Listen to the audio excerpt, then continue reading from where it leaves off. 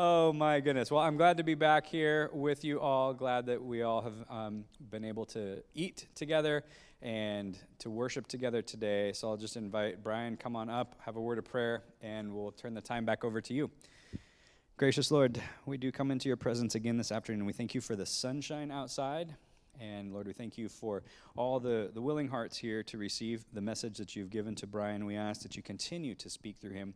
And Lord, as he's coming into this important part where he brings things together, wraps it all up, help the concepts he's sharing to truly make sense to us. Like, help us to see the actual application in our lives right now. And so, Lord, we would just like to turn that over to you, ask that you would reveal those things to us. We ask in Jesus' name. Amen.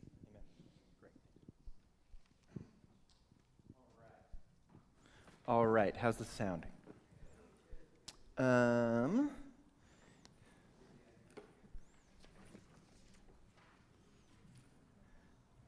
Little assistance. Okay, great. All right, I'm going to back up just a little bit. Okay, so we talked about our roles in the triangle, right? Talk about the generator, the amplifier, and the dampener. So one person introduces the anxiety, the other person amplifies it, and another person may dampen it. We can play all three of those roles. But a triangle doesn't necessarily have to have all three of those roles present. Sometimes it's just a generator, then another generator, and then someone who amplifies it, and then someone else who amplifies it again, so we can switch between these roles. These happen subconsciously. We're not always aware of it, but now we're bringing some insight into what we typically do. There are some other things we can do instead. So that's our role. Next is our position in the triangle. The position in the triangle, either you are an insider or you are an outsider. If you're an insider, it's part of the tension you are experiencing. If you're an outsider, you are watching the tension. And sometimes as an outsider, we come in to try and help, and then we participate, we experience some of the stress of that relationship, even though we are still outsiders. And so people are trying to make us insiders. What does this mean? When things are good or stable, the dyad, the insiders, are trying to preserve what they have. But if there's too much tension, then they're trying to find other people to come in to help with their challenges. So there's this push and pull between insiders and outsiders. So summary is, you want to be an outsider. Oops. If there's tension between Q and P, you want to be the outsider because the tension is between these two individuals. This is not your business. But sometimes they will try and rope you into it.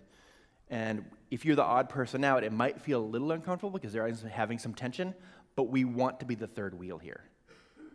We want to have them have the tension and not us necessarily get involved. This is actually the preferable position to be on the outside, because as soon as you get involved, you experience some of the stress of that relationship and you lose objectivity, right?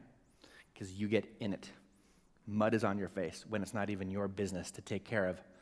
Anyway, so stay on the outside of their business. Some people like this. Again, they get a little dopamine hit out of the idea of someone else having some challenges. Or they might come and ask me, yes, now I can be a good friend, I can listen, and I can help, and I can serve, and I can feel good about myself. But you're just taking on other people's snow that they are dumping onto your driveway, and you're spending more time clearing more of your driveway. And maybe there's other things you should be doing to take care of your own house. So, another opportunity. Meet with people around you, groups of 3, 4, and 5. Talk to each other. What is the difference between a generator, amplifier, and dampener? Does a triangle always have all three of these roles represented? And then what is the difference between an insider and an outsider, and which position is generally preferable? Let's do that now. Small groups of 3, 4, and 5. Answer these questions.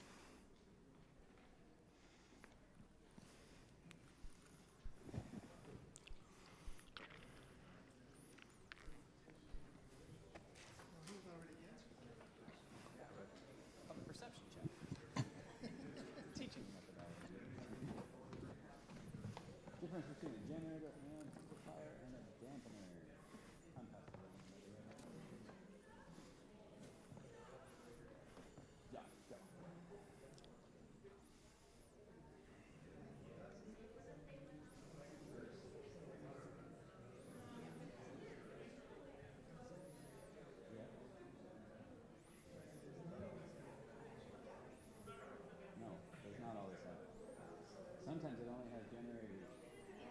Well, that's a terrible place. generators tend to be amplifiers too. And usually if you're a dampener, you're not typically a generator. Although the circumstances, like if somebody pushes a specific button, it might spiral you up.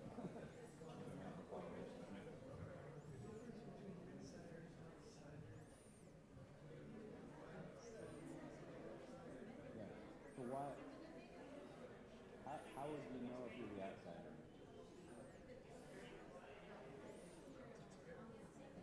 Right. But those two, they have. Well, you are. Because anytime you have three people, you automatically have a triangle. Right? Like you can't avoid having it. But the outsider is the one who actually has the choice whether or not to be passing anxiety along. Like it's like, okay, hypothetically we're having an argument or a disagreement and Dan comes along, and so the three of us are sitting here, we can't avoid it, we're triangle.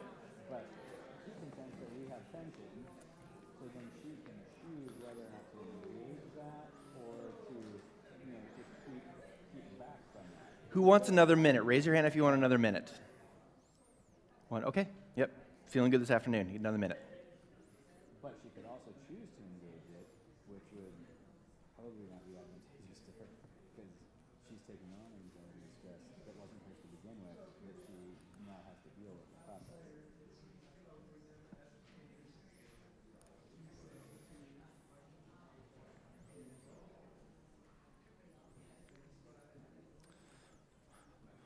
All right, can we get a roaming mic? Help me out. What's a good answer or a fairly good answer you thought you heard either from your own group or someone else around you? What is the difference between a generator, amplifier, and dampener?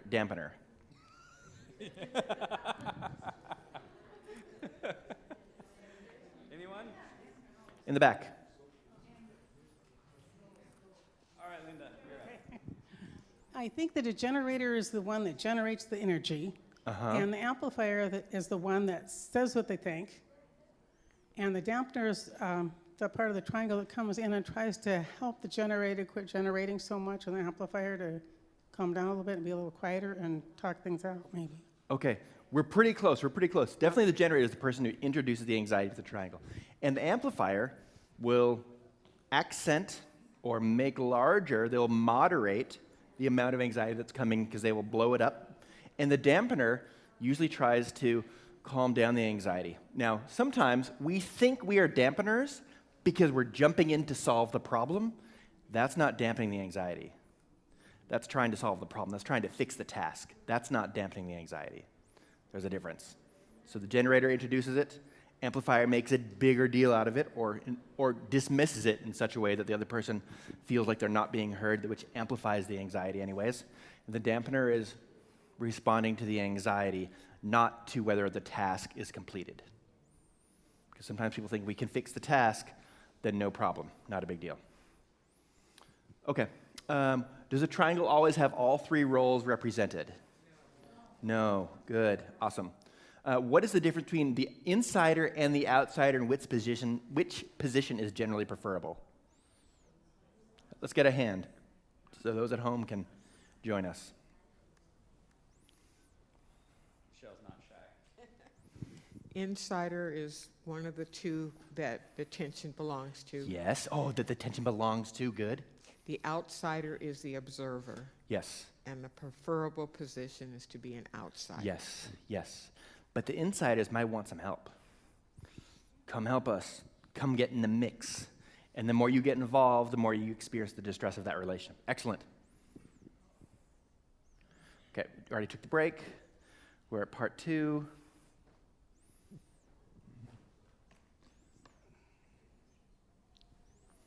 Okay, just kind of recap what we talked about. We talked about triangles, talked about the role of position. Now we're talking about the instability. This is my personal favorite. I'm going to talk about triangles. It's a little bit complex, but I'm going to try and make sure we're all on the same page as we're moving forward. So, before we even jump into it, stability, whether the triangle is stable or unstable, has nothing to do with the amount of dysfunction in the triangle. You can have high dysfunction in a stable triangle. You can also have high dysfunction in an unstable triangle. You can have low levels of dysfunction in an unstable triangle. You could also have a low level of dysfunction in a stable triangle. So stability, whether it's stable or unstable, does that have anything to do with the amount of dysfunction in the triangle? No, it's separate from that. And there will be a few slides repeating what I just said. Make sure we're on board with that. And then finally, how to detriangulate yourself when you find yourself getting caught in these things. So I want you to think of triangles as having power. The triangles themselves, separate from the individual, separate from the role, separate from insider, outsider, but the triangle itself has a character of its own, regardless of whoever's in the triangle. So it's the triangle that has a characteristic, not the people. So the stability of the triangle predicts whether the triangle itself wants to change. Some triangles, the triangle itself does not like where it's at. It wants to change. Some triangles are perfectly happy the way that they are, and they actually resist change. Stable triangles want to stay the same because they're stable. Unstable triangles don't like where they're at, so unstable triangles are wanting to become stable. And whether the triangle is stable or not has nothing to do with the amount of dysfunction or distress in the triangle. It's just whether the triangle itself is wanting to change. So stable triangles want to stay the same. Unstable triangles want to change. So what do stable triangles want to do? Stay the same. Good. And unstable triangles want to? Change. Yes, good. Kind of hold on to that. So again, do the labels of stable or unstable describe the amount of dysfunction in the triangle? No. No. No. It's all about whether or not the triangle itself wants to change or doesn't want to change. How are we feeling about this? Okay so far? I might come back to this another time. I want to make sure we are all on the same page moving forward. So there are two types of stable triangles, and they want to stay the same, and they look like this. Here are three people. The black lines, straight lines, mean they're all getting along. So there's no distress between here, no distress between here, no distress here. This is a stable triangle. It wants to stay as it is. This is also a stable triangle, even though the squiggly line shows there's some distress between this person and this person, and this person and this person. But this is also a stable triangle, which means this triangle wants to stay the same. It does not want to change. So this triangle and this triangle both will resist some change. The triangle itself does not want to change. Change can happen, but the structure of the triangle itself resists change. We also have two types of unstable triangle. And these triangles that are going to pop up here, these two want to change. These triangles do not like the way that they are. Here's this situation. There's conflict between two people, but then they both have a friend they get along with. And over here, nobody gets along with nobody else. So these two triangles want to change. These two triangles want to stay the same. And we're going to spend the rest of our time talking about these triangles and how they interact with one another. So here's an example. Naomi, Boaz, and Ruth. Everyone gets along. One big, happy family, right? This is what we think we want. And this is a stable triangle, which means the stable triangle wants to stay the same. It does not want to change. Here's another one. In Genesis 16, Abram, Hagar, and Sarai, this is all stable at the moment, right? At the moment. There's a snapshot in time, but this might change later on, right? And if you remember from this morning, the introduction or the removal of a third party can potentially change the relationship between two other individuals. We might see that coming up. Here's another stable triangle. Miriam, baby Moses, Pharaoh's daughter. And now we have some interlocking triangles coming up here. Here's Jochebed, the biological mother. And now we are all getting along because we all have the stability. And there's 4 different triangles here. There's this one in the upper left. We have this one, Jochebed, Pharaoh's daughter, and baby Moses in the upper right. We have Pharaoh's daughter, baby Moses, and Miriam on the bottom right, and Jochebed, baby Moses, and Miriam on the bottom left. All of these are stable triangles, which means these stable triangles are what? They're wanting to stay the same. Great. Awesome. All of them are stable. All of them are stable. No bond is stronger than 2 workers who hate the same person. So me and my best coworker, if there's a no coworker that comes in, we don't like them, we will talk about it over snack. We have a common enemy. This is a stable triangle. We both agree that this person is wrong or different or we don't like them. This is also a stable triangle. This is stable. There's some distress here, but it's stable. The triangle itself does not want to change. Here's another stable triangle. So I am a Seahawks fan. So I am not a Patriots fan, though it's more has to do with Tom Brady than Bill Belichick. I don't get along with them. So I don't like them, but I always get along with whoever is playing the Patriots. I don't care who that is. And they have some contention. So this is a stable triangle. This is not going to change. Word on the street is there might be a game happening right now. I'm not going to check it, but if I hear any amens, I'm going to assume it's with what's happening up here, not with what's happening with the game. Okay. So here's another stable triangle. And I will put enmity between you and the woman and between your seed and her seed. So God set up this stable triangle right here. We know who the common enemy is. So the triangle itself is stable. The triangle itself is stable. But the people in the triangle, is there someone in the triangle that would like the triangle to change? Yeah.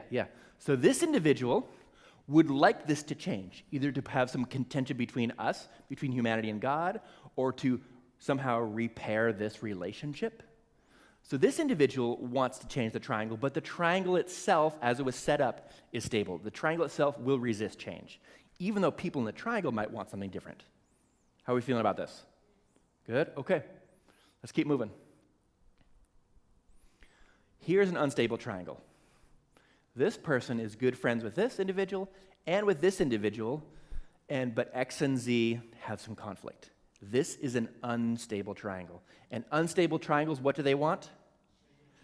Good. So people in the triangles may not, but the triangle itself wants to change, which means it's a little uncomfortable for people who are in this triangle. And we sense that uncomfortability because the triangle itself is trying to change.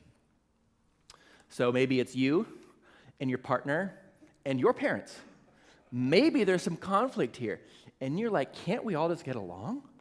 Boy, they're going to come again for next Thanksgiving. Can't we just be on our best behavior? And the more you try and get in the middle of this, the more you'll experience the distress of this relationship.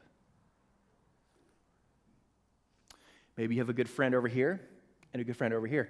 And we used to be all one big happy friend group, but something happened. I don't know what it was. Someone said something that they took the wrong way, whatever the case. And now they don't get along as well. And you're like, I want to hang out with both of you, but whenever we do that, you're fighting like cats. So I know I have to hang out with one person or the other person. And this friend number 2 is trying to recruit you to their side, say, come join me. Can you believe how mean friend number 1 was to me? Can I just have your ear for a moment? And then on this side, friend 1's like, look, you have to make a choice. It's them or me. They're also trying to recruit you to their side, and that's because they're hoping that if you join friend number 1, if you join them and ally with them, then there'll be some tension between you and friend number 2, so there's a common enemy, and now all of a sudden, this unstable triangle will become stable. So unstable triangles want to change. Let's look at some examples of this. Maybe there's a teenager, maybe your partner, maybe there's a conflict between your teenager and your partner might come to you and say, can you please go talk with Billy or Sam? Can you just talk with them for me? They're trying to get you roped into the conflict that they have with the other person when really they need to be able to work out that relationship. But it's really easy to try and bring someone in to tag them out like tag team. They can come and wrestle on your behalf. So this is an unstable triangle, and unstable triangles want to change, meaning one of these lines, either this one between you and your partner or you and your teenager, it's more likely this triangle will try to have some distress instead of having a good relationship where you're just trying to get along with both individuals. Difficult situation to be in. So on the top, we have unstable triangles. On the bottom, we have stable triangles. If you have an odd number of legs of the triangle that experience distress, so either 3 or 1, it's an unstable triangle.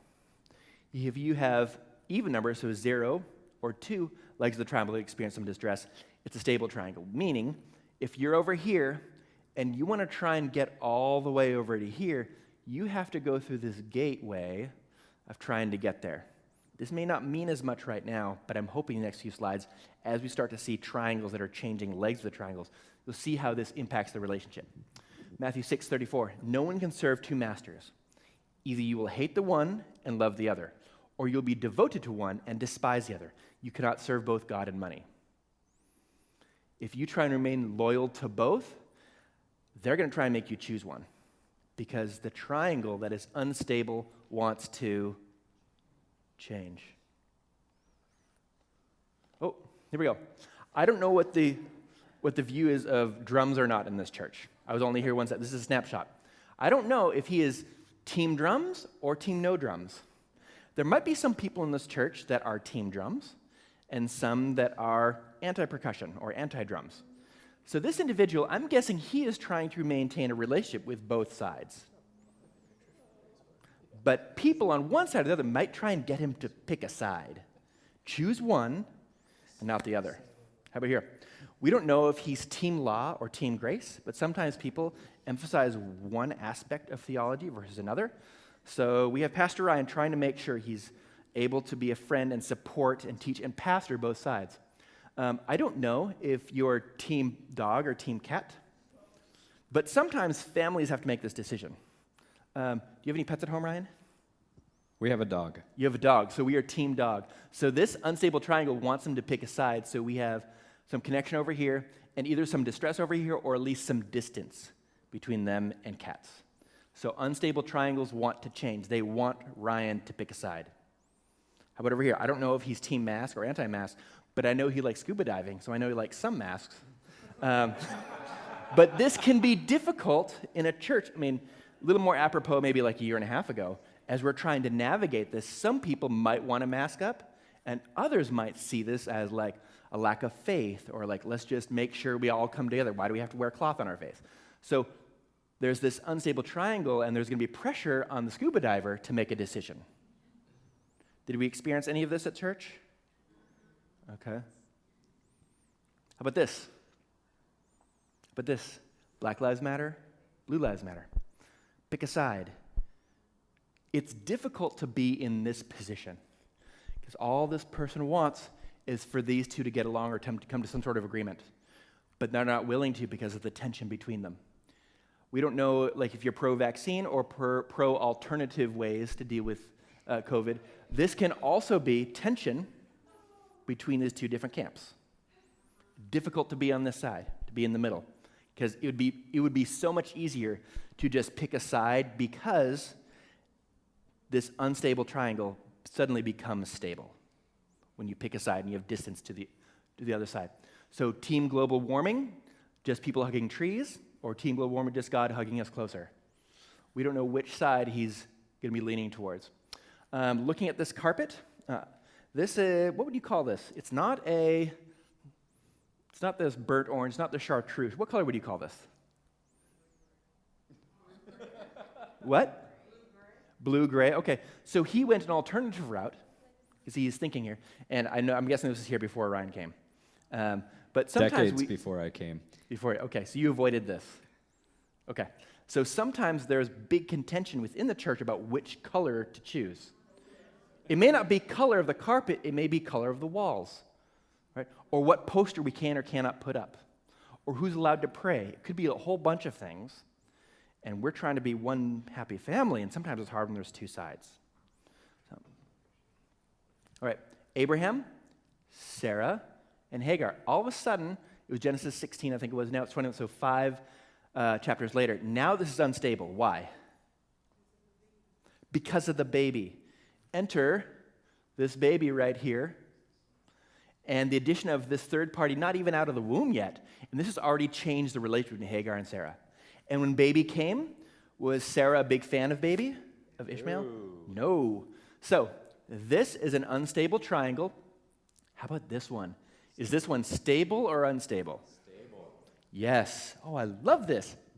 The bottom one is stable because Hagar and Ishmael have a common enemy, Sarah. And this bottom triangle resists change. So we have a stable triangle and an unstable triangle here. How are we feeling about this so far? Good? Any questions about this before I move on? Okay. Okay, moving on.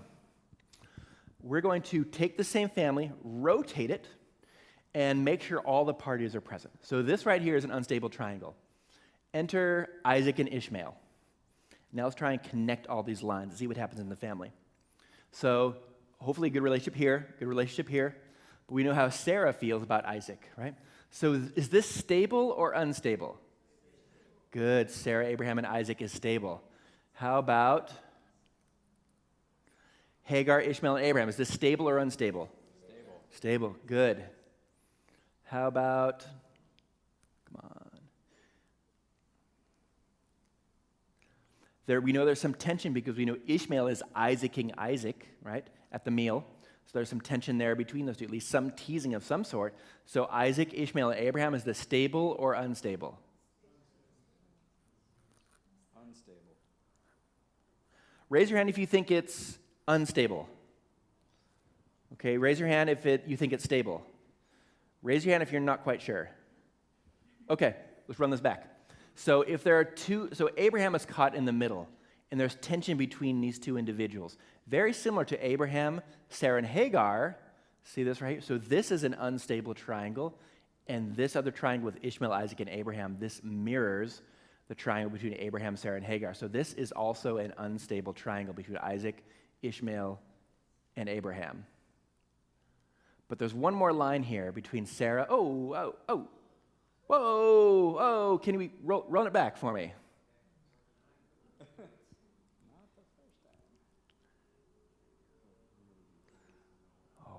Oh boy, let me preview what we're talking about. Thank you. There we go. Love it. So Sarah does not like Ishmael. So we already established that Hagar and Ishmael have a common enemy with Sarah. So this is a stable triangle. So what it means is in this family right now, there's a mix of stable triangles and unstable triangles. Stable triangles want to remain the same. Unstable triangles want to change.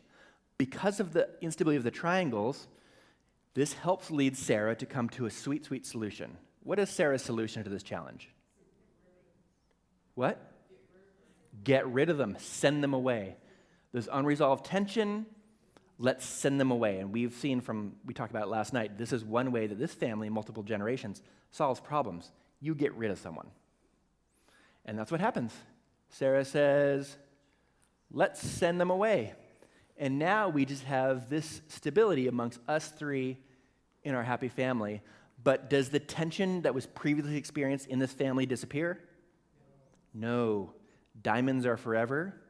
So just because people leave the family doesn't mean the anxiety they experience with other people also disappears. In fact, it's still present today. If you look at the role in different religions, we still see how sending Ishmael away was the first beginning of the tension between Ishmael and Isaac and their descendants, and that is definitely playing out on a global playing field. Okay. All right, here's another unstable triangle. Nobody gets along with anyone else. So Jacob, Laban, and Leah. Nobody gets along with anybody else. Unstable triangle. This wants to change. Again, stable triangles down at the bottom, unstable triangles at the top. So because of this, because the triangles have influence over what's happening between people, it's not always another person in the triangle that we can be mad at or frustrated. There's no change. Maybe it's just the triangle structure itself that is resisting change. Doesn't mean it can't change, but it's resisting change. Maybe you're not exactly sure the difference between stable or unstable triangles right now. And we've been talking about it, but you're not exactly sure. So this is an opportunity for you to meet with some other people around you, again, groups 3, 4, and 5.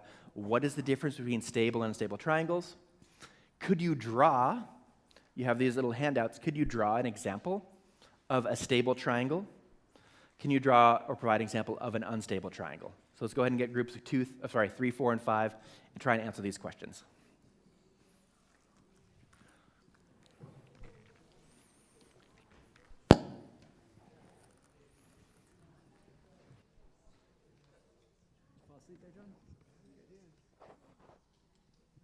All right. What's the difference between a stable and an unstable triangle?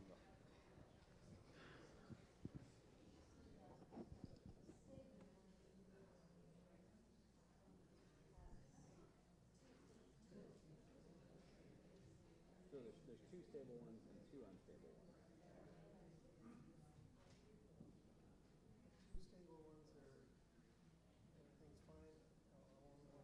Or only 2 conflicts. Yeah. Yeah. So even numbers of distress, right? Or no, even numbers are a little lunch coming back. Are stable. So if there's 0, that'd be even, or 2 lines of distress, that would make it stable. If there's 1, or 1 or 3, those are unstable. And the triangle itself wants to stay the same. Or so unstable triangles want to change and stabilize, whereas stable ones want to stay the same. Even if individuals, looks like he's going to go here in a bit, but there is a difference between a healthy and an unhealthy triangle. And just because it's stable does not mean it's healthy. Just because it's healthy doesn't mean it's stable. Right? Yeah, could you draw or provide an example of a stable triangle? I think we kind of just did that. Yeah, you did it. Yes, indeed. Yeah, I've actually shared this whole thing a few times with people, always privately, in like a one-on-one setting. But when I first saw how this functions and works, especially with the pathway that go between stable and unstable, oh, that makes so much sense.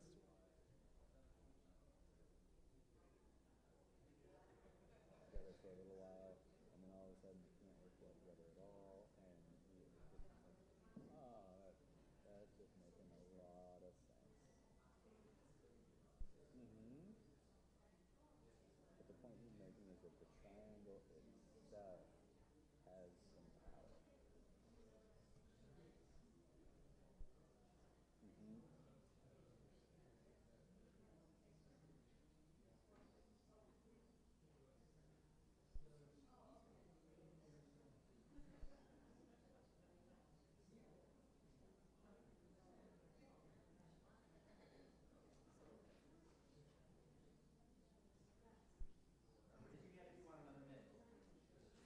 Raise your hand if you want another minute.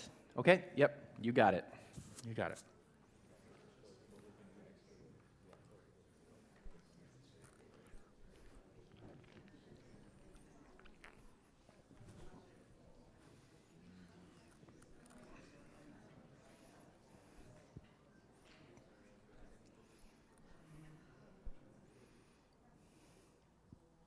Okay, here we go. Someone help me out. What is the difference between stable versus unstable triangles? I don't know. Okay. I voluntold him.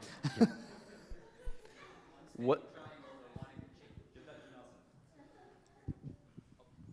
Just that unstable triangles are looking to change. Yes, good. And what are stable triangles trying to do? They're trying to remain the same. Remain the same. Awesome. Good. Awesome. Someone provide me an example of a stable triangle. What is it? Raise your hand high so we can get the mic to you. Abraham, Sarah, and Isaac. Good. Abraham, Sarah, and Isaac. Good. Stable. It's stable. It's stable. Doesn't need to change. Doesn't it change? Yeah, that's right. That triangle is going to resist change. Doesn't mean it can't, but the triangle itself is stable. So the structure of the triangle is going to resist change. Good.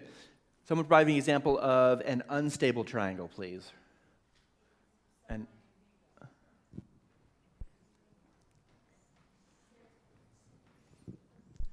Sarah, Ishmael, and Hagar. Sarah, Ishmael, and Hagar. I think that might actually be a stable triangle. That's a stable triangle. Because Hagar and Ishmael have a common enemy, Sarah, right? There's 2 distressed relationships, Yep. so because it's an even number of distressed relationships, it makes it a stable triangle. Yes. Yes. Good. So, what's an example of another unstable triangle? Let's get the mic. Let's get the mic over here. Abram, Hagar, and Sarai. Yep. Okay. So that is stable or unstable? Unstable. When? Because at one point in time it was stable, right? When the baby came, then it became unstable. Good. Because the addition of another person can change the relation between individuals. Great. So triangles don't always stay the same, but some might resist change, and some want to change. Excellent. Good. All right. We have spouse A, who goes to get cinnamon rolls with friend B and friend A every single Wednesday.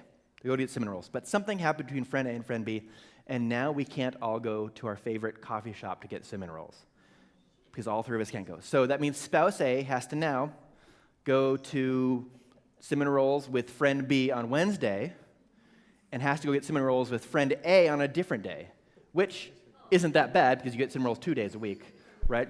But we can't all get cinnamon rolls together. So spouse A is having this difficulty. What do you think spouse A is going to do? Talk with spouse B. I have this difficulty. I have this friend group, cinnamon roll group. I don't know what to do.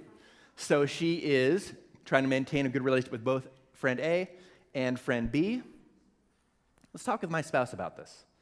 Honey, I need some help. What do I do in this situation? That should be a clue.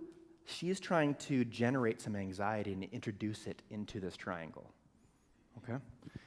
Spouse B already has their preference about which friend is better. In fact, we were just waiting for this opportunity. So spouse B says, oh, I like this person. I like this person. But I don't like this person very much. So now let's look at the triangles, okay? Oops. This right here, spouse A, spouse B, and friend A, this is a stable or unstable? Stable. Good. And the top right, spouse A, spouse B, and friend B, is this stable or unstable? Unstable. Good, because spouse A is caught in the middle. They know that their other spouse doesn't like this person, so this is an unstable triangle. How about bottom left, spouse A, friend B, friend A, stable or unstable? Unstable. Unstable, good. How about the bottom right, spouse B, friend B, and friend A? Stable. Stable, there's a common enemy here, friend B. Okay, great. Let's play this out over here. Spouse A, same people. There's some conflict in their relationship. So what happens is, because two people can't handle the amount of tension, they look for someone else to help them out. So spouse B talks with their parent about this. And parent says, wait, your partner did what to you? Oh, that's wrong. That's not good. That's not good. That's a no-no. I can't believe they treated you that. That is not good. We need to fix this. So right now, is this stable or unstable? Stable. Good, because there's a common enemy over here, right? Well, spouse A still has a parent, right? I could talk with my parent too. I'm going to talk with you, and parent A goes, what? They clearly were not listening to you, or they got something all wrong. They misinterpreted. That's on them. Okay, so is this stable or unstable? Good. Do you think these two have their phone numbers, or maybe are Facebook friends? So there's some tension here, right? So the top left with parent A, parent B, and spouse A, is this stable or unstable? Stable. Parent A, parent B, spouse B, is it stable or unstable? Stable. Common enemy here. Parent B, spouse A, is there common, stable or unstable? Stable. And the bottom right with parent A, spouse B, that's also stable. So every single triangle here currently is stable, which means all these triangles are going to resist change, and you can see the line right down the middle, right? Yeah. But let's say spouse A and spouse B get their act together. And they said, you know what? We should probably get some professional help, just support to get us through this distress. So they end up repairing their relationship. Because they repaired their relationship, they changed some of the other triangles that are out there, right? So parent A, spouse B, spouse A, is this stable or unstable? Unstable. Spouse A is trying to maintain a good relationship with their parent as well as with their partner. How about parent B, spouse A? Is this stable or unstable? Unstable. So so far we have two triangles that are wanting to change, right? But we still have right here on the top left, this is a stable triangle because parent B is the enemy. And on the top right, parent A, parent B, spouse B, this is also a stable triangle. So we have two unstable, two stable triangles now. Stable triangles resist change, unstable triangles want to change. So because there's the pressure within the triangles to change, spouse B says, look, get your act together. I don't like being in this unstable triangle. The challenge was between us. Drop it. It's not your issue anyways. So all of a sudden, even though it was like this, spouse B gets frustrated that parent B is still holding a grudge towards their spouse. Hey, knock it off. Like, we want to have a good Christmas. Like, let's be on your best behavior. Come on. And so they start to get frustrated with parent B for being so negative towards their spouse. So this triangle in the bottom right, spouse A, spouse B, parent B, is this stable or unstable? Now it's stable, right? Now it's stable. There's still one more unstable triangle in there. Maybe this person's like, you know what? You're right. It's between you two. You two can work it out. Let's just bury the hatchet. Let's just work it out. So all of a sudden, they work it out. Every single triangle here right now is stable. But parent B is now on the outs with everybody, right? And why is parent B the enemy or on the outs with everybody?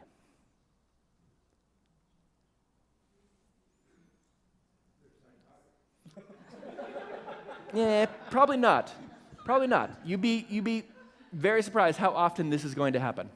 Why does parent B have all this tension with everybody else? What's the reason? What caused all this?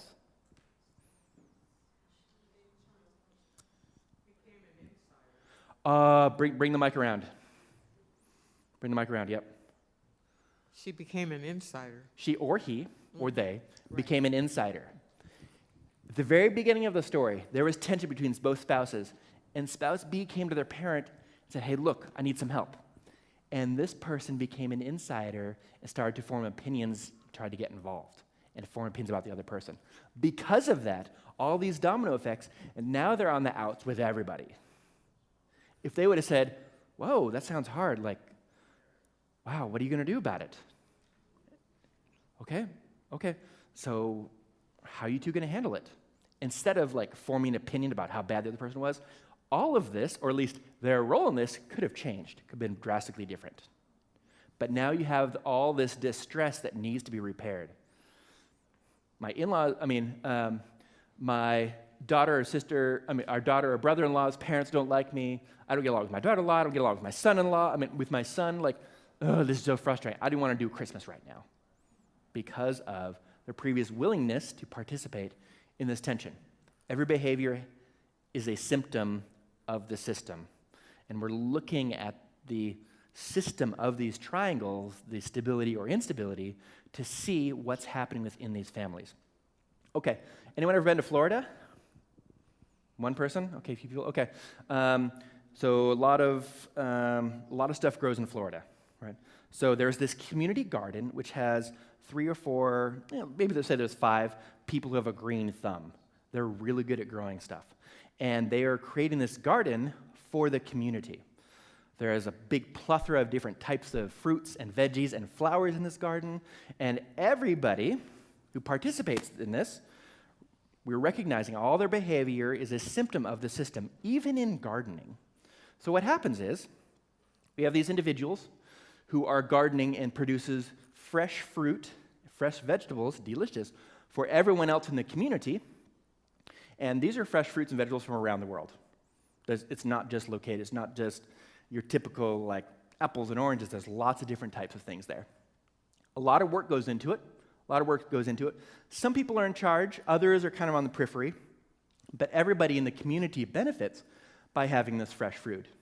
So the whole community benefits from having the food that is the result of all this hard work in the garden. And everyone gets along. The people who are doing the hard work enjoy doing it because they enjoy the process. The people who are able to eat the fruits of their labor are also enjoying it. This is, right now, currently, is this a stable or unstable triangle? Stable. Good. So this stable triangle will resist change. In fact, there might be new people who come into the community. They hear about the garden, like, oh, that's cool. I want some of that. Hey, thank you so much for all this hard work. This is great. We didn't have this where I came from. And then they might end up eventually joining this larger community. So there's more people here, still the same garden. And as time went on, there was more and more need for food, right? But sometimes people who used to help aren't helping as much anymore. Same size garden, less workers, okay? So now the few faithful gardeners start to do even more of the lion's share of the work because they have to produce more food for everyone here. What do you think their experience is going to be like as the gardeners? Let's get a little microphone roaming around. Sweaty. Sweaty, yes. They're doing more work, absolutely. Good. What else do you think their experience might be as the main gardeners? Stressful. Stressful, yeah. Why stressful? I know, it just came to my mind. Yeah, absolutely. Why would it be stressful? Someone help us out.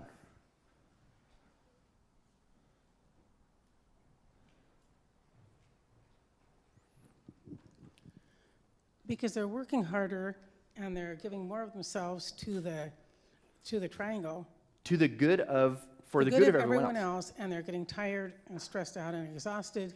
Yeah. And wishing someone else would come and help, and Yeah. they're getting discouraged because. Ooh, discouraged. Yes, very discouraged. Okay, yeah, okay. Help me understand, why would one or more of these individuals start to feel discouraged? Someone else. Let's see some hands up here.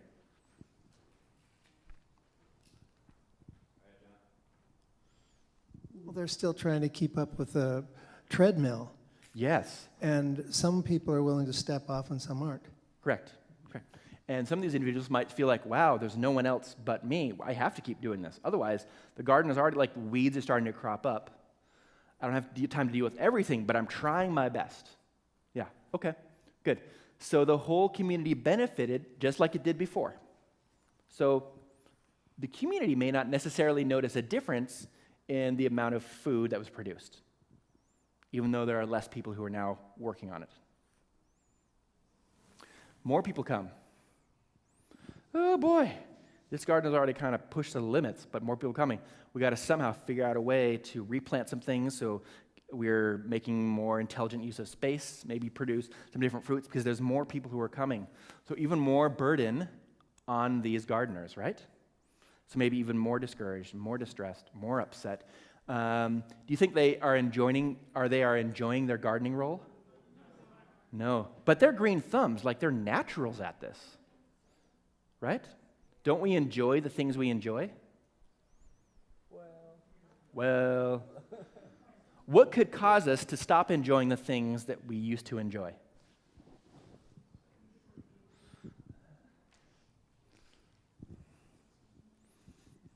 Not seeing a resolution to the problem. Ooh, not seeing a Just resolution. keeps going. It just keeps going. And what is the problem here?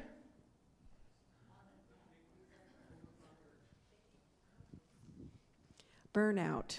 Burnout. Why burnout?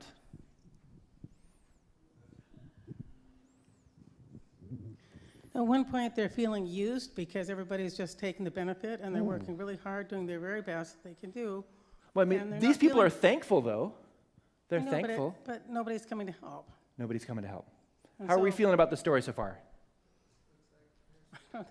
You're discouraged, and then there's more and more people coming, then you feel really overwhelmed also. Yeah, overwhelmed. And there's a chance these individuals might they're discouraged, upset, stressed, because people aren't coming to help them. They're thankful, but not coming to help. This might change the relationship between these two individuals. This group may not know that it's happening. This group knows.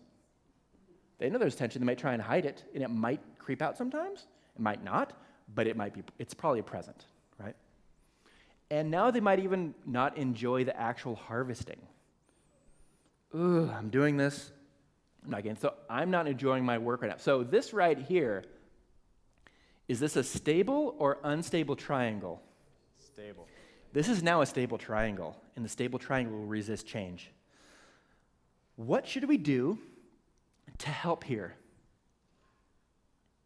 Because there are stories about why they're doing what they're doing, whether they're helping. This group also has stories about how we're getting the fruit magically to our homes in our little cardboard boxes every week. What should we do to help these gardeners? Any ideas? Let's get a hand raised. There's a hand over here.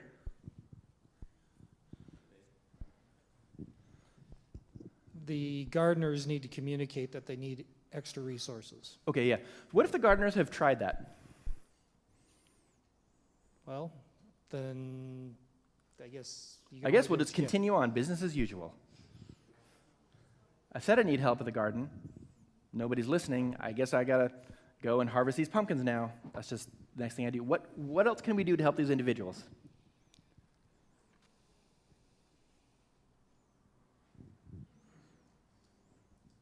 Go back to the group of people and get some volunteers. Tell them what's going on. Okay. So try and recruit some volunteers. Okay. What if these people don't want to help? Close the store. There's a chance, if it gets dire enough, these 3 gardeners might say, I don't want to do this right now as it is. I'm done. I'm sorry. Back away. Then there's just 2 gardeners instead of 3. And then there's just 1. Oh, no. The triangle itself doesn't want to change, but these individuals are not enjoying the triangle. They do not like that they are the people doing all the work, and so they're experiencing. So the triangle itself is stable, but these individuals do not enjoy their role. Yes? Just because the triangle is stable does not mean it's healthy. Correct. Just because this triangle is stable does not mean that it's healthy. The stability or instability of the triangle has nothing to do with the amount of dysfunction in the triangle. So there's a risk that this garden might start to produce less food, right? And if there's less food, people might start to complain, how come there's less food? Where is the other food? So we talk about what the gardeners might want to communicate this, might need some volunteers. We were talking about Florida, but we're not just talking about Florida, right? Probably shouldn't be too big of a surprise, right? So some churches, I'll say post-COVID, there's an asterisk there. If we're meeting together, there's like a renegotiation of how do we do ministry now that we're back in person, because we've been away for a while, now we're back in. Who's in charge of doing what in our church? And if you're like other churches, have you heard of the 80-20 rule? 20% of the people doing 89% of the work? I don't know, I'm only here for this weekend. I don't know everything. But I know that every behavior is a symptom of the system. And the few, how will they feel about their role? Sometimes we have good people volunteering to commit to help to serve, and they end up feeling like they got the short end of the stick because they volunteered to help garden, and then they find out there's more to this than they thought, and they're not getting the support that they need. They might be happy and enjoy it at first, but the longer they are in this role, if they're not getting support, they might start to become more frustrated, disinterested, discouraged with their role and what's happening. And maybe they feel like they can't even set boundaries because they've already committed to help. So how can I back out now? But I've already said I'm going to help. That's right, emphasizing this point. Appreciate that. A motorcycle outside. I've already committed, so I can't back out now. I just have to wait till the next time we come around to the nominating committee, and then I'll back out. I just have like 6 more months to go, or whenever your nominating committee meets. I'm just going to like tough it out until the end, then I'm out, right? I don't want to leave people hanging, but I'm definitely not enjoying this. This means that the few end up over-functioning for the group. They're doing things that maybe other people should be doing, but they're in this role, they volunteered for it, but they didn't realize how much work was going to be, and they didn't realize the lack of support around them they're experiencing. This can lead to their perceived need to either control. I need to control more things because I'm anxious about how much is actually happening, or this perceived unfairness at this whole thing. I'm putting on my gloves, I'm going to the garden, but I'm not happy about this. They're complaining about going to the garden. Both of these either result in bitterness or resentment after a long period of time. And then these gardeners are tapped out.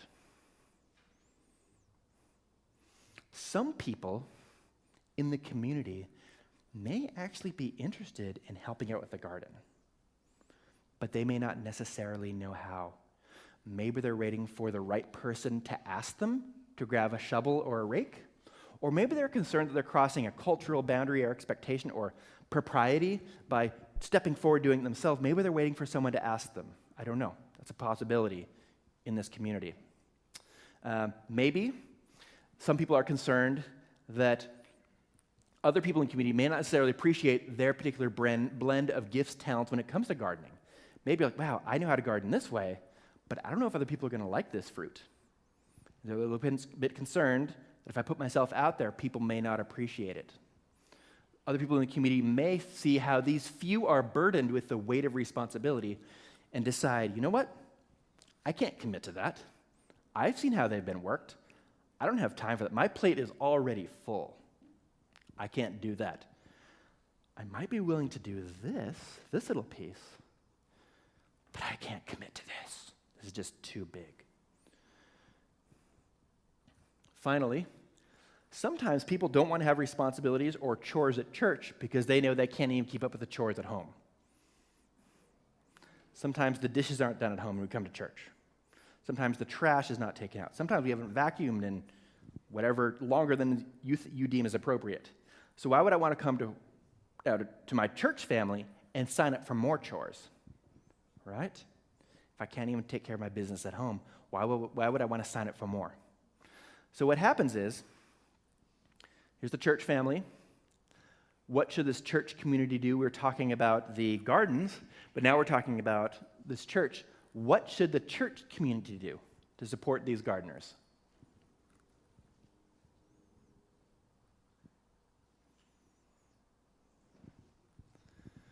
Raise your hand so we can see them. If you have any, we're just brainstorming now. We're just brainstorming.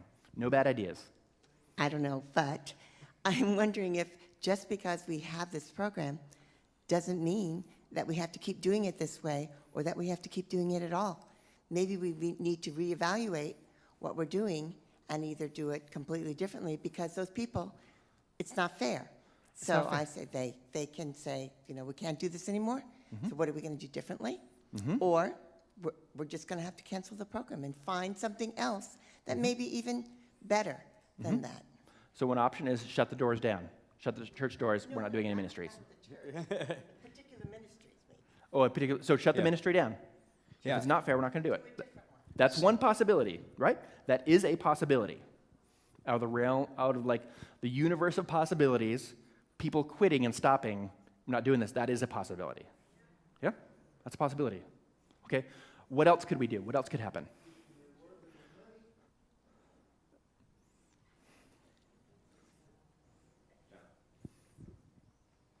You can throw money at the problem and pay the people that are working hard, or we could pay people, hire right? somebody else to help them. Hire someone, hired help to do this, right? That is another possibility, right? In the universe of possibilities, that is another possibility. Good. What else can we do? I'm just kicking this out. You know, we've got a bunch of young people. During the summer, why don't we have these young kids go out there in that big lot out there and just dig or just teach them how to, if this makes any sense, like farms, like in the old days, you know? Just let them get the idea and let them know what it's going to be like. You know, the next generation is going to take over if they do. Okay. But I mean, I'm kicking it around. So starting something new that people can really get invested in so we can pass on that legacy to others. Good. Okay. What are some other things we can do? Is there any other hands? There we go. We could bring the farmers into the church board and lecture them for not producing enough. That's good. That's good. Yeah. Bring them in. Let's get to work. You're not doing what we're used to. Right? That's a possibility. Shame them. Right. And that's good. That's a possibility. That is within the realm of possibilities. Right? Right? How about doing like a fundraiser? Okay. So how would doing a fundraiser? Asking help. Like, okay, what are your thoughts? Like, what do you think about how you want to do things? I don't know. So ask them basically what their thoughts are, bounce back, you know, communicate, and then and ask for help. So what I'm hearing is having an ongoing conversation. Yeah. Back and forth, open not communication. just ongoing, an open avenue of communication. Okay. Some more hands. The overworked farmers, give them a sabbatical. Okay. That's a possibility. That is within the realm of possibilities. I vote yes. Am I right? That's within the realm of possibilities. You can start a competing garden. You could. That is also definitely within the realm of possibilities. Some of these gardeners might split and want to start their own garden. Am I right? Yes, absolutely. That is within the realm of possibilities. That is another solution to the problem. I think one of the might be solutions is to understand the difference in the cultures and the age groups. Okay, so there might be some generational, ethnic, or cultural differences, and sometimes there might be some microaggressions happening that we don't even know about. And if we're not aware of those microaggressions are going to continue to happen, so some people are going to continue to not feel safe. And if we can understand some of these things, maybe some people who are stomping all over other people's respect and sensibility, maybe if they understood what these boundaries are, more people would feel safer. And if they felt safer, they might be willing to participate in a different way. Good, yes? Maybe we could get some people who were wanting to donate money, and then we could have the younger people work toward scholarships toward college or school, so that they could also work in the gardens in the summer and then go to school in the fall and winter. Okay, so trying to raise some funds to support some young people in this new endeavor, something they can really get behind and be passionate about. Okay? You can hire some efficiency engineers to figure out how to automate part of the process. That's good. This is good. And we can even make like an efficiency committee. Am I right? We have this extra committee, and we can have a subcommittee for this. So we can have a few more committees to make sure we are as efficient as possible. That is within the realm of possibility to solve this problem. Okay. I'm not a part of this church. I just came to visit, right? I'm glad I'm here. But these individuals, if they're doing a lot of work, and it's not just this work, there's a whole bunch of work that's happening. If we continue to have them shoulder the load, they're balancing many plates. I'm guessing if this is like other churches, there might be one of these people that is doing 2 or 3 different things in the church because they want to help out. But this is just really hard for this individual, and it's not a long-term solution. It's a short-term fix, not a long-term solution. And whenever you take a short-term coping mechanism and spread it over a long period of time, it is not sustainable, and there are going to be some unpleasant things accompanying that. Yes? To illustrate your point about ministries, we had a ministry meeting on Thursday evening between 2 different ministry teams, and nearly everyone around the circle had more than one job on a given Sabbath morning. Nearly every person of the 10 or so people who were there had more than one job on a Sabbath morning. Yeah, but they're the gardeners. So they're in charge of the garden, right? Right? And not everyone has a green thumb. Not everyone has a green thumb. But can most people pick up a rake? Might some people be willing to water a little bit? There might be some things we can do even if we're not in charge.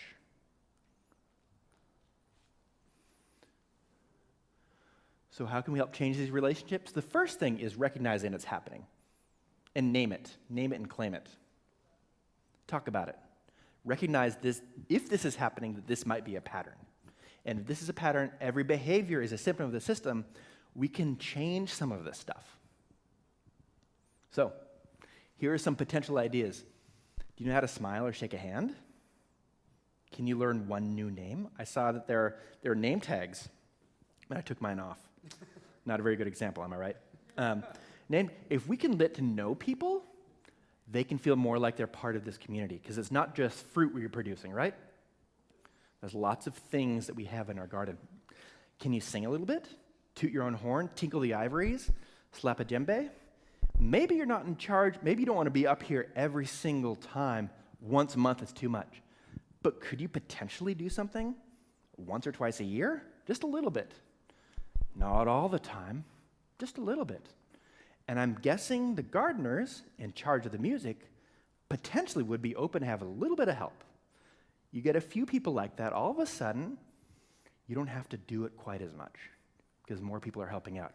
You know, hold a broom, walk a pew, stack some chairs. I went downstairs to get some dessert. Not just for dessert, but to check out who is putting tables away and who's putting chairs away. There are some people who are doing that, and there are people who are like me who are eating dessert. If I was a member here and I always came down to get dessert, and I would watch the tables being rolled away, I'd watch the chairs being stacked, and I'm doing that all the time, and I'm walking right by them and not assisting in any way, how are they going to feel about me? Not so good. What if a whole bunch of people are like me, just going down to get dessert? And we're just eating, watching them do all the work. It's not too hard to put your plate down, stack 3 or 4 chairs, put up one table. All of a sudden, the weeds are clean in the garden because it's not just 2 or 3 people weeding. Can you write a note? Can you pray a little bit? Can you lay some hands? Can you greet some guests? Can you pay attention to the kids? Can you make a Facebook friend? I use that just lightly. Hey, how are you doing? And then kind of connect with them on Facebook so it's not all up to the ministry leaders to make all the connections. Can you thank some people, not just with your words, but with your actions? Can you take out the trash? Can you lend a hand? And some things do not require the spiritual blessing of the nominating committee. Many things. Okay, Pastor, thank you for correcting me. Many things do not require the spiritual blessing of the nominating committee. Nominating committees are very important to make sure people get things done, especially for individuals who like structure, right? Boom. Nominating committee tells us who's in charge. Maybe that becomes a leader. They're in charge of the schedule, whatever that is. But there are a lot of things we can do in the family that don't need the blessing of the nominating committee. You can jump in, you can help out, you can volunteer. A little bit of help in the garden helps alleviate all the work on the few gardeners. Because what we don't want is for the gardeners to start to get burnt out. They might enjoy what they do, but they might simultaneously start to resent some of the lack of support they receive. Okay. Let's go back to the Genesis story.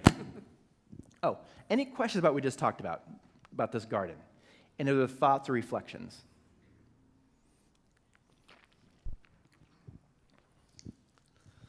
I was just thinking, you know, what if they maybe put up a sign? Got to talk to the mic, Al. A sign downstairs. That goes for anybody. Visitors, like you said, when it's all over, when they get done eating, one guy can put 1 chair away, somebody else can put 2 or 3. You know, everybody's volunteering. Mm-hmm. Instead of somebody trying to point the finger or give them the eye and say, hey, man, why don't you help out?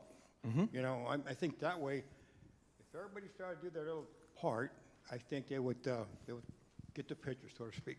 Yeah. And if this sort of thing, everyone doing it, becomes part of the church culture, then this becomes the norm. And it doesn't just apply to cleaning up potluck. It applies to many different things, right?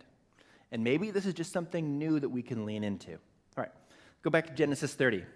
So we have Jacob's family. We have the preferred wife over here, Rachel. We have the non-preferred wife over here, Leah. We have Leah's sons and Joseph. We know that Jacob prefers Rachel, right? He does not prefer Leah. And how do you think Leah and Rachel get along?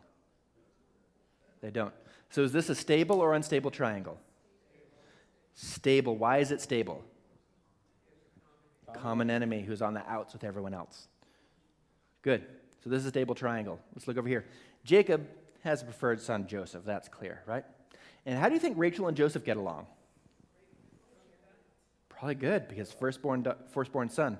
Stable or unstable? Stable. Good. How about this? Joseph and Leah's sons. There's some tension there, right? He's the preferred son. He tattled on them. He doesn't have the same labor responsibilities. He has this special coat he gets to wear. He's had dreams, and he's told them about it twice, about how they're going to bow down to him. How do you think Leah, well, as it's here, Leah and her sons probably get along, right? Because this is my biological mother, and on this side, this son is the preferred side of the family. We are the non-preferred. We got to stick together. There's some tension, I'm guessing, between Leah and Joseph. Why? Because anything that Rachel has to do with, this is the preferred son, so this is the preferred side, this is the non-preferred side over here with Leah. So right now, every triangle up there is stable. How do you think Rachel gets along with Leah's sons?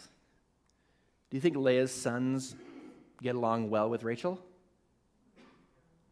No? Okay.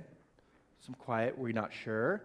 Remember the story with the mandrakes? Reuben went out to the field to get some mandrakes to help with fertility. And Leah has already had several children. Rachel has not. and Reuben goes out to get the mandrakes, does he bring them to Rachel? He brings them to his mother. So it's clear he has a preference. I think that could be indicative of what's happening between Leah's sons and Rachel. We know that there's some tension between Jacob and Leah's sons. Later on, after Joseph sent away, I think it's Reuben sleeps with Rachel's, is it Bilhah, I think it is, and they do not appreciate how Jacob did not stand up for their sister. So there's some tension here. So right now, everything here is stable. Every single triangle here in this family is stable. Is there dysfunction? Yes. Is there tension? Yes. But everything is stable, which means that all of these triangles are going to resist change. And the line is right here. Are we seeing that? So, Rachel will pass away, right? Rachel will pass away, and Benjamin comes. But is this still stable? Everything here is still stable. Leah, Jacob, and Leah's sons, this is a stable triangle. Leah, Jacob, Joseph, and Benjamin, this is a stable triangle. Leah, Leah's sons, and Joseph, Benjamin, this is a stable triangle. And then Jacob, Leah's sons, and Joseph, Benjamin. All of these four are stable triangles. What is the sweet, elegant solution that Leah's sons come up with about all this unresolved tension? Get rid of Joseph, right? If we get rid of Joseph, then all this tension will disappear. Just because we kick someone out does not mean all the tension disappears. Right? Okay. If you remember from last night, at the very end of the story, Joseph, the second time his brothers come, when they bring Benjamin, he sends his brothers and Benjamin back up to Canaan with sacks of food, and he hides his divination cup in Benjamin's sack. And as the brothers of Benjamin are going back up north of Canaan, the viceroy of Egypt, Joseph, says to his servants, wait, go and stop them and tell them that someone has stolen the divination cup, and look in all their bags. Right? He's checking to see what's going on. So he comes, all the brothers say, we didn't steal it, you can check all of our bags. Person checks all of their bags, finally checks Benjamin's bag, opens it up, lo and behold, that divination cup. Benjamin, you got to go with me. And all the brothers, what do the brothers do? They tear their clothes. Would they tear their clothes if there was tension here? They would not tear their clothes. That's a sign of grief. That something bad is going to happen to this person. I'm grieving. I can't handle this. They would not tear their clothes if this was still present. Something has changed from when they send Joseph away and Rachel dies. Something has changed during the time when Joseph is in Egypt. Something's changed in this family. Here's my best guess. Here's Brian's best guess. Go out on a limb. What's happened? Okay. Your favorite wife has passed away. Your favorite son has disappeared, been eaten by a lion or whatever. He's gone. So now you just have Benjamin and your other wife, actually the first person you got married with. And if you remember in the story, Jacob asked to be buried with Leah, not to be buried with Rachel. So something, I think, has been repaired here because Jacob, Israel, wants to be buried with Leah. So what I think is happening is something might have been repaired here. Now that the competition sister is out of the picture, maybe there's some repair that happens, I don't know. But now this creates an unstable triangle right here. And now there's not a son that has the beautiful royal coat. So maybe these two unstable triangles right here, Leah's sons, Leah and Jacob, and Leah, Jacob, and Benjamin only, these are both unstable triangles, and unstable triangles want to change. Maybe there's pressure to repair some of the things that are happening. Maybe there's some repair that happens here because when there's a decision about whether or not to go down to Egypt the second time, the sons are like, Dad, we have to take Benjamin. Otherwise, we're not going to get the food. I don't know what to do. So Israel is like, oh boy, I don't want to lose the son, but I know we need food. Like, what are we going to do? And one of the sons steps up and says, don't worry, I'll take responsibility for what happens. So there's some collaboration now between them instead of just tension. And if this right here is a stable triangle right here, There are some unstable triangles. It's not too far of a leap to think Benjamin is the only one here, and his biological mother is gone.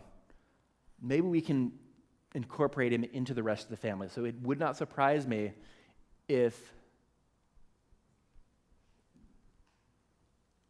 this was happening. It shifted to this. And Joseph is testing, is the family still divided? Or has there been some repair? That's what he wants to know. And by the brothers tearing their robes, tearing their clothes, this is an indication that this is different than it was a few chapters ago. Okay, mental break. Let's just take like a 5-minute break, just kind of walk around, and now we're going to get to the resolution. What can we do? How can we detriangulate ourselves? How can we operate in a different manner instead of shoveling snow around? Let's just take a 5-minute bio break.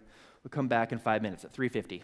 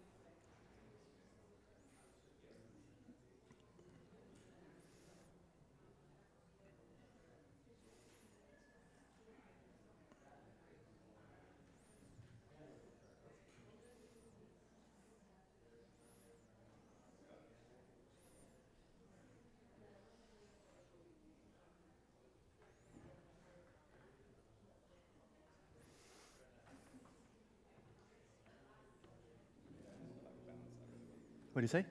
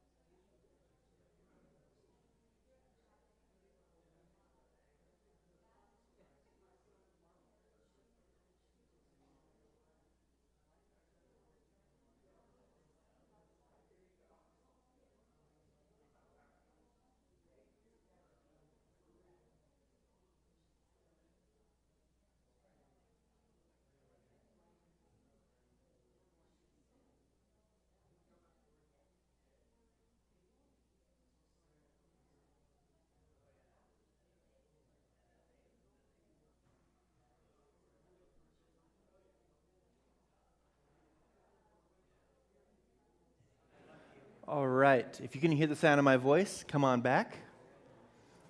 We're going to finish this up. And hopefully find some resolution. What do we do now that we learned about how triangles are the emotional building blocks and anxiety can be passed around the triangles? And typically, people don't want to deal with their own stress. They want to try and pass on to other people. And there's different roles we can play in the triangle. We can generate the anxiety, we can amplify the anxiety, or we can dampen the anxiety. We can be an outsider or an insider. And we can be participants in triangles, and the triangles themselves could be stable, or the triangles themselves could be unstable. And unstable triangles want to change, and stable triangles want to remain the same. So, what do we do with all of this information?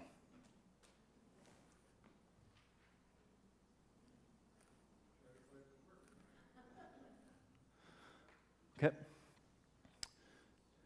So what can we do to detriangulate ourselves? This does not mean that we remove ourselves from the triangle. We can't do that. But we don't have to participate in the triangles in the same way.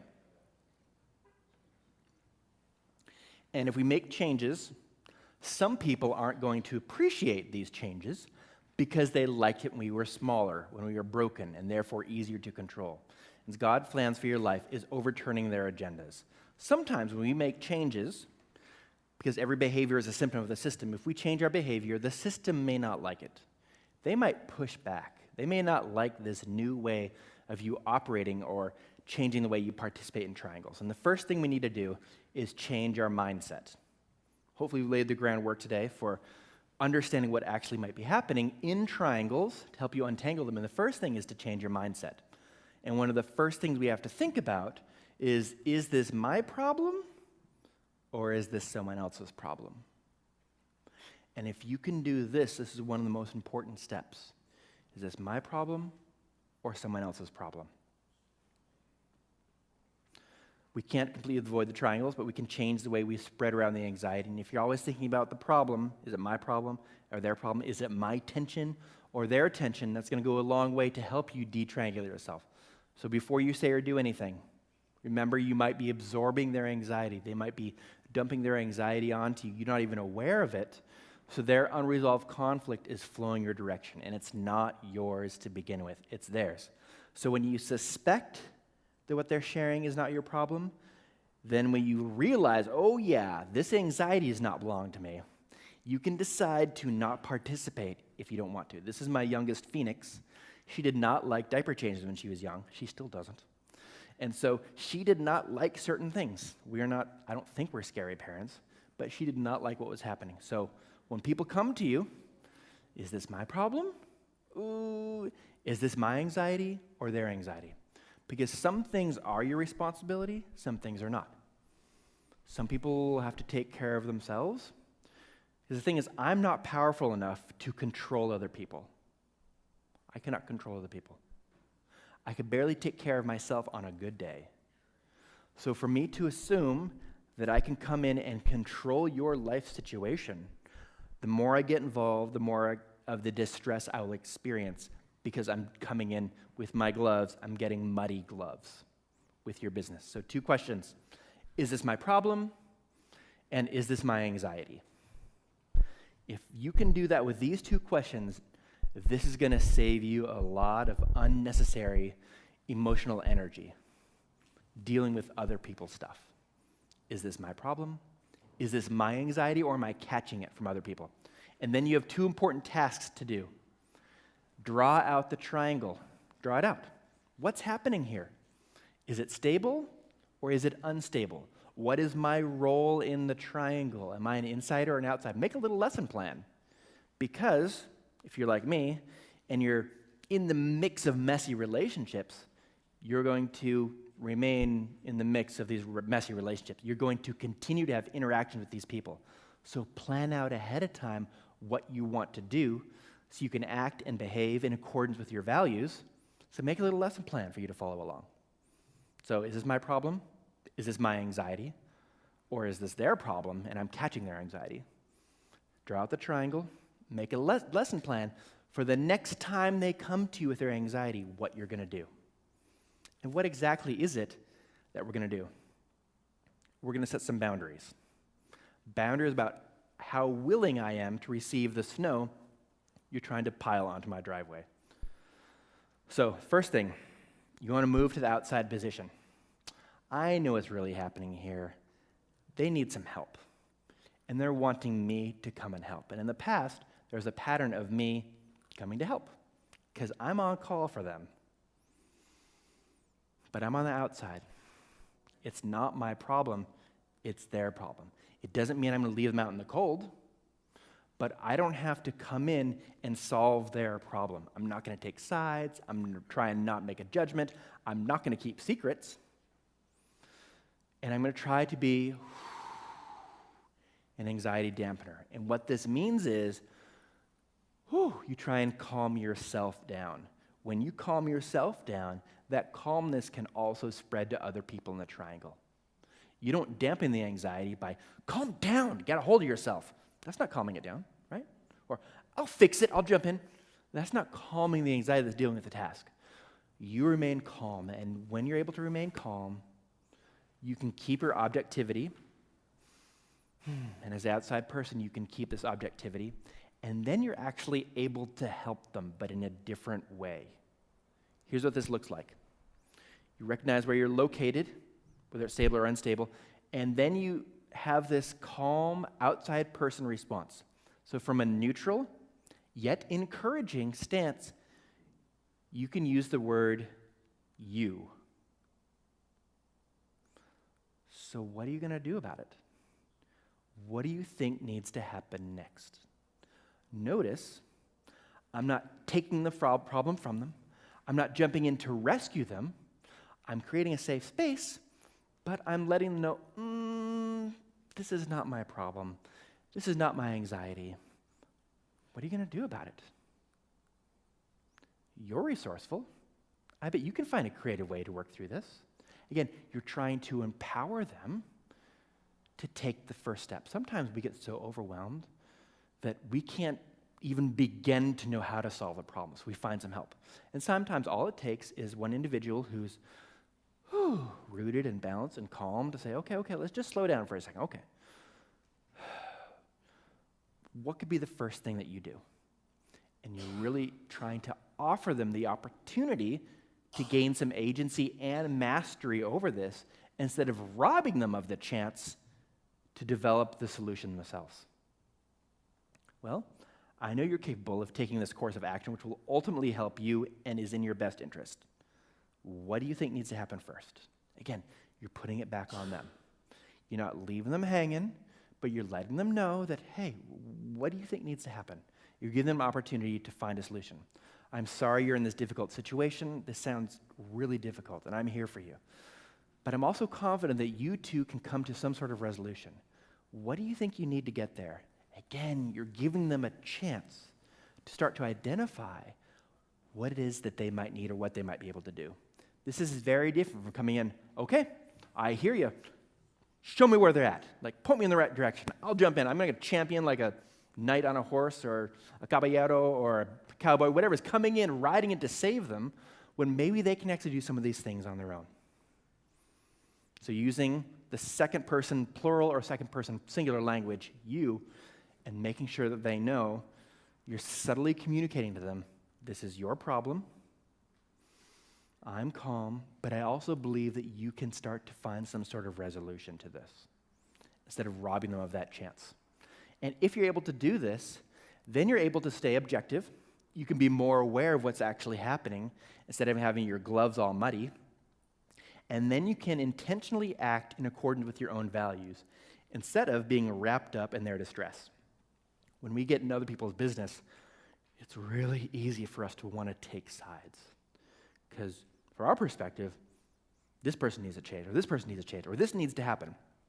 But this is not your problem to fix. In fact, if you come in and try to fix this, more than likely, they'll be back at your door next month. And they have to come in again and fix it. And they become dependent on you. Instead of, okay, looks like you two are having a difficult time. What do you think needs to happen? Okay? So you're letting them know that you're aware of what's happening, but you're not going to come in and you're not going to save them and rescue them. Again, come to issues of safety, it's a little bit different. So when you resist getting pulled in, you don't react to that anxiety they're trying to share with you, and instead you can respond in accordance with your values. You can move and act and behave in accordance with what's true for you. And if you're able to do this, you might be able to step back and wonder, okay, wonder what's happening here. What might be the violated value behind this unresolved tension? What's really at stake here? And you're able to ask those questions, right? So if there's unresolved tension, you can say, what do you think is the violated value? Or what do you think is at stake here? Or what is behind all of this? And they might have some really insightful answers, and all they needed was someone to slow it all down and give them an opportunity to reflect upon what's happening, instead of jumping in to tell them with the solution what they're supposed to do. And what happens is you end up creating the second order change. You end up changing the entire system by changing the way that you respond to other people. You can let them know, I'm no longer on call for whenever you want to come and dump your anxiety on me. I'm not willing to do that anymore. That's not my job, because it's not my problem, not my anxiety. And my calm unwillingness to be roped into their triangle will model a new and better way of managing anxiety in relationships for the system. So if you find yourself, a lot of people are coming to you to solve problems, you can start by saying, okay, what do you think needs to happen? What do you think you're going to do about it? What's the first step? What do you think you need to do? And you're slowly training them. You're not willing to participate in the way you used to. Some people might be upset. Help me. I'm coming to you for help. You're not giving me any answers, right? They might protest this change. And you can say, okay, I'm hearing you, but I'm here for you. What do you think needs to happen next? And you're really giving them a chance to reflect and process, and most people can find some sort of step in the right direction. So, time to talk to a bunch of groups, 3, 4, and 5 people. What can you do to detriangulate yourself from a challenging triangle? And how could the ability to triangulate myself for my church and my family, how could that help them? So what can I do to detriangulate myself? And if I learn to detriangulate myself, how could this help my family or my church?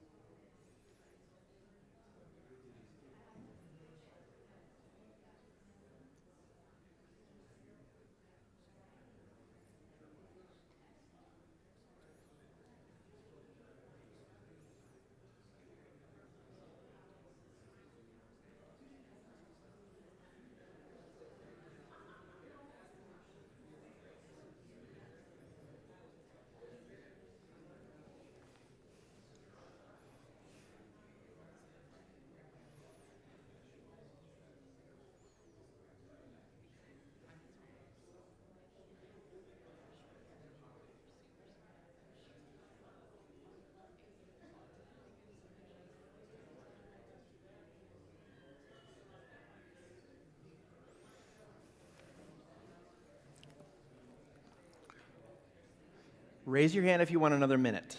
Raise your hand if you want another minute, okay? You got another minute.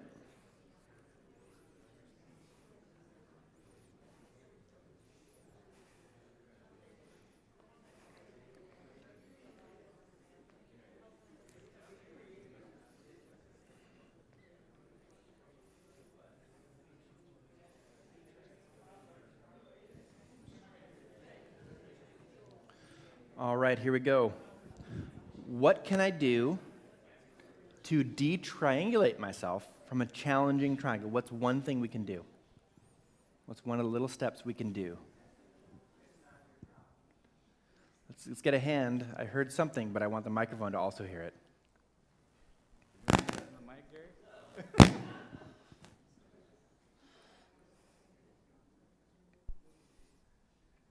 I can back up if we know there's a hand back there.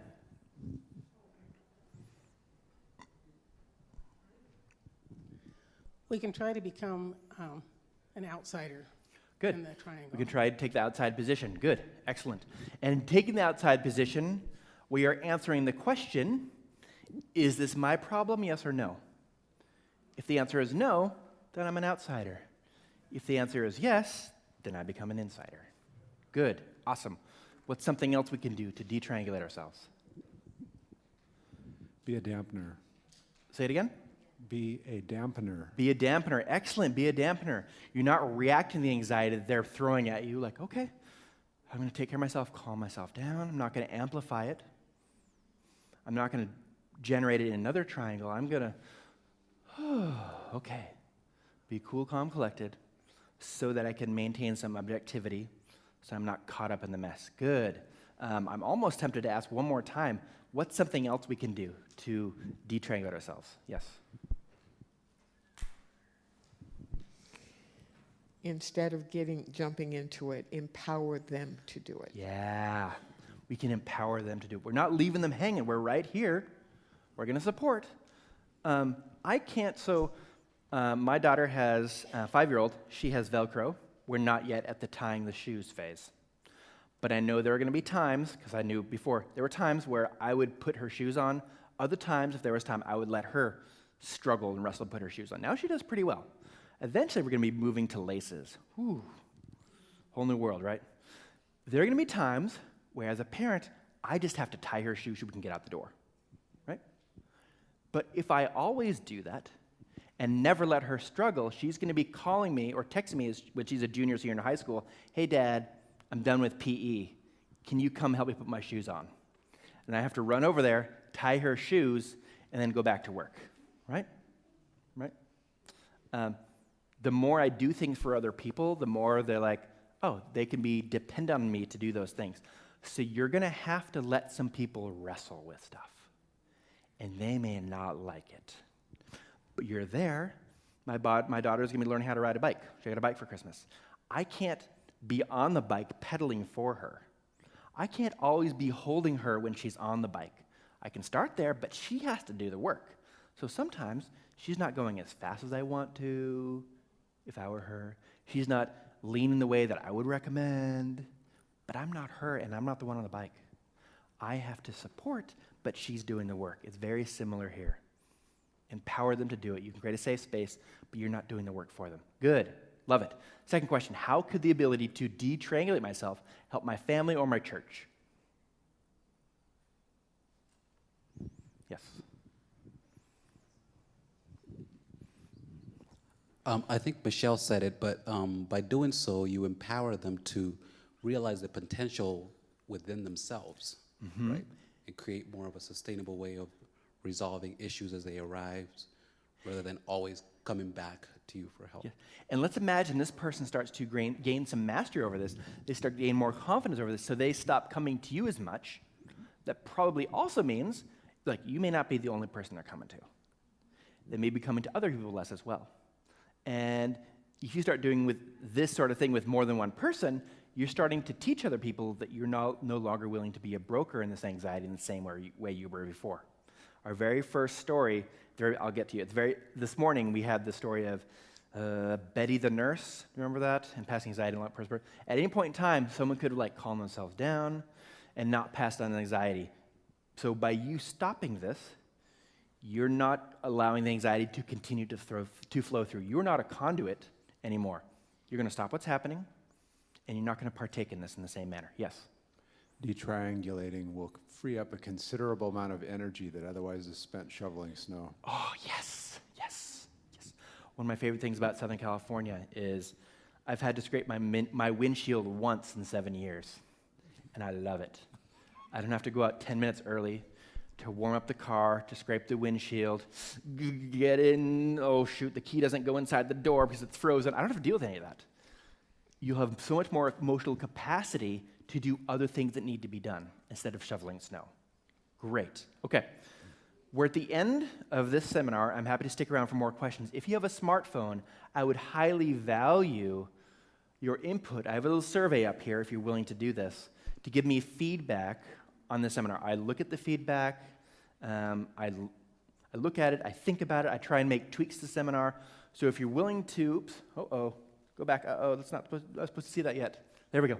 If you're willing to do this, I would value your feedback. So as you're doing this, if there are other hands that have questions about anything we talked about, now would be the time for me to try my best to provide an answer to some of those questions.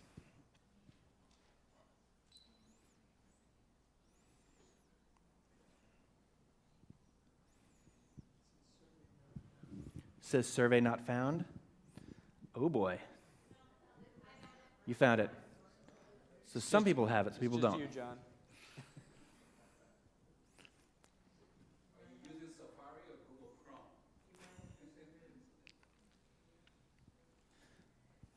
I know, Brian, when we were talking about the triangles, when you were presenting with the pastors, you kind of drew a line in the middle of the two left stable, unstable, and the two right stable, unstable, with kind of like one side being unhealthy, the other side being healthy. And to me, it was very helpful to recognize that even though a triangle is very stable, it can also be highly unhealthy at the same time.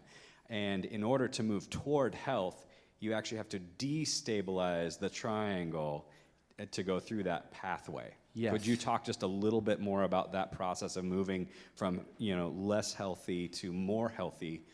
So when there's more distress in the triangle, yeah, so let's say an unhealthy, stable triangle, right, with the common enemy, moving towards another stable but healthy triangle. Okay. I'm going to try and find it. Ed, if you're able to help me up front in the back, there's 2 or 3 slides where I show 4 different triangles, little arrows between them. I don't know exactly what slide number they are, and I could click through and try and find them, but it might be easier if you search through. They're small triangles. There's one on the top left that has the squiggly lines. So the top ones, the odd numbers, are unstable. The bottom ones are stable. I can try and click through. If you can find that, that might help us out a little bit. They're smaller triangles, and they're like a zigzag of 4 of them.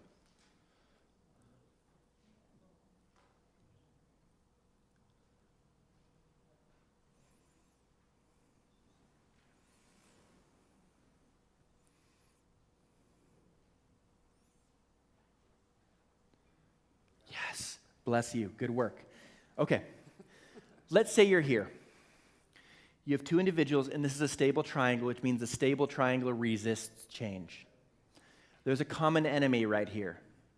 For this triangle, if we're going to resolve this tension that's within this triangle, so again, stable or unstable has nothing to do with the amount of dysfunction in the triangle. If we're going to resolve this tension, it doesn't go from here straight to here.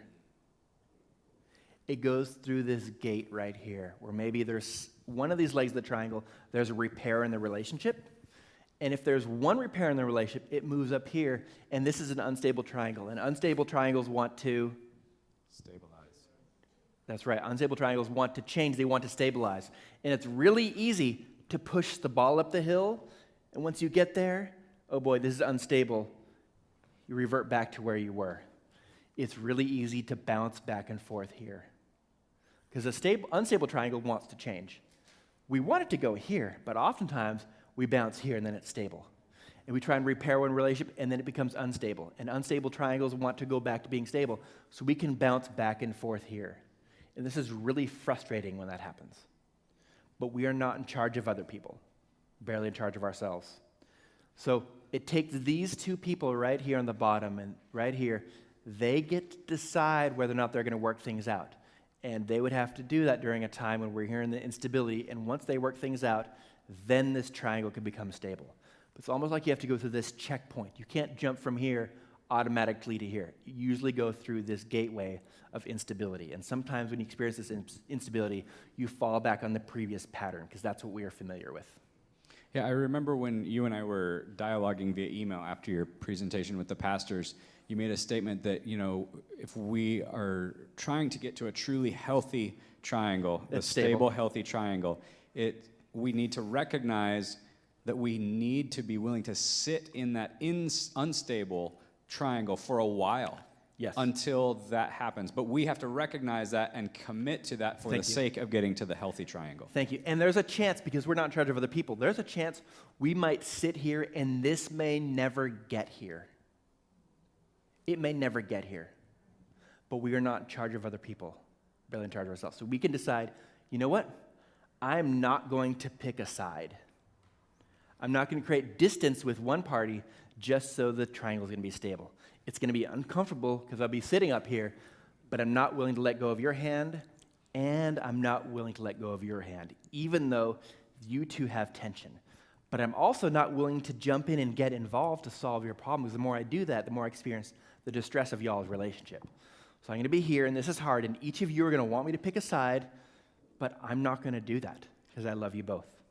And it's going to feel uncomfortable for you and them because of the instability of the triangle itself. But you can decide, I'm not willing to create distance or pick one side over the other, which means you might sit here for a while. But if you don't sit here, then it's very unlikely that you'll ever get here. Very unlikely you'll ever get to this stable possibility. So this can be unpleasant. You might be here for a long time. You may never get here to this bottom right triangle with stability. But if you're here on this other stable and you want to get there, you have to go to this gate of instability. Good. Is that what you're looking for, Ryan? Thank you. Good. Any other questions?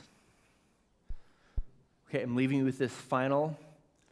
There we go. By final, I mean, let's jump to near the end. Yeah, go back to the little survey QR code, please, Ed. You're doing a great job up there. I appreciate it.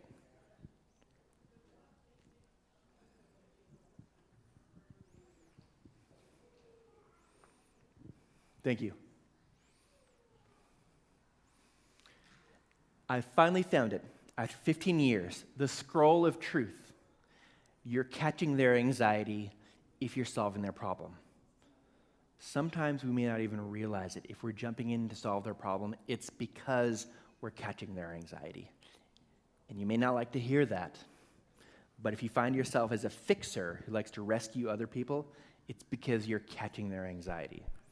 So slow that process down, recognize your typical pattern, lean against that natural tendency and say, okay, my natural tendency is to jump in and fix. Instead, you take a step back, because it's not my problem, even though I'm used to fixing it. I'm going to calm down when they bring it to me. Okay, what do you think needs to happen next? Well, you're supposed to fix it. Okay, this time, what do you think needs to happen? If I'm not there to fix it for you, what do you think needs to happen next? And all of a sudden, you're navigating a new way to relate with them. All right, we're done for today. Let's pray. I'll stick around for other questions if you want to come up. Father God, I thank you for being so loyal and loving and never giving up on us. You are such a good God. I pray that you help us navigate our relationship with our friends and our families. Help us take what we've learned today and apply that to our tricky relationships so we don't fall into old dysfunctional patterns and instead open up new ways of relating to ourselves and other people. I thank you for being patient with us. Thank you for coming and living in our hearts and helping us become more like you. Amen.